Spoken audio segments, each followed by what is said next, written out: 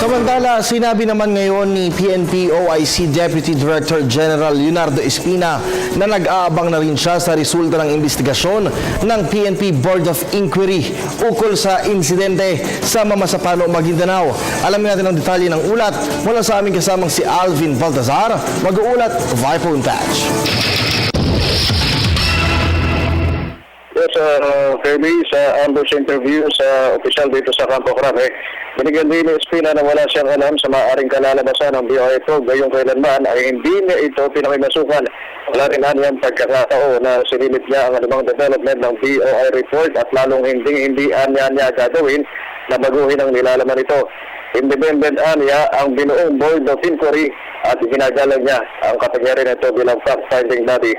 At sa pagsusumite bukas ng resulta ng investigasyon sa Mamasapalo Operation, sinabi ng Espina na kanya nang inaasahan na hindi lahat ay makukontento sa findings nito. Pero pagtiyak ng OIC PNP Chief, hindi biro ang iniukol na paghihirap, demosyon, oras at sakit ng mga bumubuo ng BOI at ilalabas nito kung ano ang totoo. Bukas kay Haso may papasa ng BOI ang resulta ng mahigit sa isang buwan pagsisiyasat ito sa matulong of ng Exodus. Pebrero 27 sana ang unang itinakdang deadline, ngunit na urong ng Marso 6. At 9 hanggang sa humiling ng 3 araw na palugit na magtatapos bukas, Marso 12.